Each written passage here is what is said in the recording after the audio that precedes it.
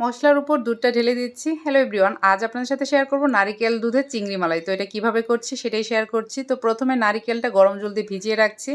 মাছগুলো ভালো করে ধুয়ে হলুদ, কাশ্মীরি লঙ্কা আর লবণ দিয়ে মাছটা মেরিনেট করে রাখছি। এদিকে নারিকেলটাকে আমি ব্লেন্ডারে ব্লেন্ড করে নিচ্ছি। তারপর একটা ছাঁকুনি দিয়ে ছেঁকে নারিকেলের দুধটা এভাবে বের করে নিলাম। মাছগুলো ভেজে তুলে নিচ্ছি। এখানে মৌরি, কাজু আর সরিষার একটা পেস্ট তৈরি করব। মাছ ভাজা তেলেই এলাচ, দারচিনি, পেঁয়াজ বাটা, আদা বাটা, রসুন বাটা, কাঁচা লঙ্কা বাটা, হলুদ গুঁড়ো, কাশ্মীরি লঙ্কার গুঁড়ো, মৌরি, সরিষা, কাজু বাটার পেস্ট, ফেটানো টক দই, সামান্য চিনি, লবণ দিয়ে মশলাটাকে ভালো করে কষিয়ে এখন দিয়ে দিচ্ছি নারিকেলের দুধটা। দুধটা দিয়ে ভালো করে জালটা ফুটে উঠলে এখন আমি এর মধ্যে দিয়ে দিচ্ছি মাছগুলো।